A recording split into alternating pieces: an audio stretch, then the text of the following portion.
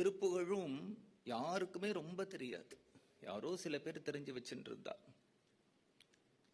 ஒரு தாய் தகப்பனாருக்கு ரொம்ப நாளா குழந்தை இல்லை. திருச்செங்கோடுல இருக்கக்கூடிய அர்த்தநாரீஸ்வரரை பூஜை பண்ணி குழந்தை வேணும்னு விரதம் இருந்தா ஒரு குழந்தை பிறந்தது. அந்த குழந்தைக்கு அர்த்தநாரி அப்படின்னு பெயர் வச்சா.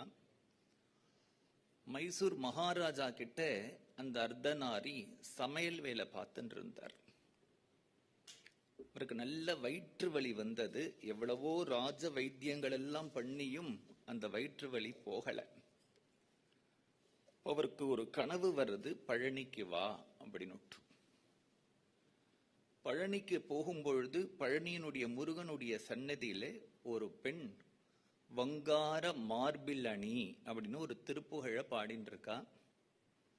இந்த அர்த்தநாரீஷ் அவர் கேட்கிறார். அந்த பாடலை கேட்டுட்டு அந்த பாடல்னால ஆக்கர்ஷிக்கப்பட்டு அந்த பெண்ணுகிட்ட இந்த பாட்டு யாருது ஏதுன்னு விசாரிச்ச உடனே அருணகிரிநாதருடைய திருப்புகழ் அப்படின்னு சொல்றா.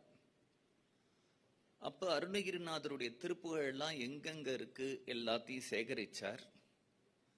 திரும்பி சமையல் வேலைக்கு போகல. கொஞ்ச நாள் பகவான் ரமணரோட தங்கியிருந்தார். திருத்தணி மலை மேல, திருத்தணிக்கு பக்கத்துல வள்ளி மலைன்னு ஒரு ஊர் இருக்கு. அந்த வள்ளி மலை மேலதான் வள்ளிய முருகன் கல்யாணம் பண்ணிட்ட இடம்.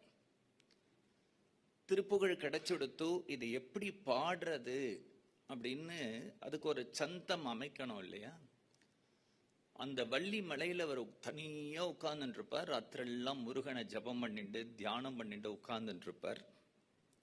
மேல தேவர்கள் எல்லாம் பாடிண்டு போகிறது அவருக்கு தெரியும். அந்த அவர்கள் எப்படி பாடுறாளோ அந்த டியூனை அப்படி கிரகிச்சுதான் திருப்புகழுக்கு அவர் மெட்டு போட்டார். அப்படி மெட்டு போட்டு அந்த திருப்புகழ ராத்திரில உட்கார்ந்துட்டு அவர் பாடிண்டே இருக்கும் பொழுது ஒரு சின்ன பெண்ணா வள்ளி அந்த பாட்டெல்லாம் கேட்பா. ஒரு நாள் சுவாமிகள் அந்த பெண்ணை பார்த்து கேட்கிறார், உன் பேர் என்ன, நீ யாரு, இந்த மலையில நான் மட்டும்தான் தனியா இருக்கேன், ஒரு சின்ன பொண்ணா நீங்க நிற்கறியே அப்படின்னு கேட்கும் பொழுது, நான் யாரா இருந்தா உனக்கு என்ன, ஏன் என்னை பத்தி விசாரிக்கிற? அப்படி இல்ல, நீ என் முன்னாடி வந்த உடனே ஹிருதயத்திலிருந்து உன் மேல அன்பு எனக்கு பொங்கி பொங்கி பொங்கி பொங்கி வரது அப்படின்னு உடனே சரி என் பேர் பொங்கின்னு வச்சுக்கோ அப்படின்னு. அதனாலதான் இன்றைக்கு நங்கநல்லூர்ல பொங்கி அப்படிங்கிற அம்மனுக்கே ஒரு கோவில் இருக்கு. வள்ளி தான் அந்த பொங்கி. திருப்புகழ அவர் அப்படி ஒரு இசை அமைத்ததுனாலதான் திருப்புகழில் இருக்கக்கூடிய சந்தஸ் பாதிமதி நதி போதும் மணி சடை நாதரருளிய குமரேசா, அதுல பிராசமும் பாதி மதி நதி போதும் அப்படிதான் விழும். அந்த மாதிரி திருப்புகழ் வள்ளிமலை சுவாமிகள் அவர்தான் இதை ரொம்ப பிரகாச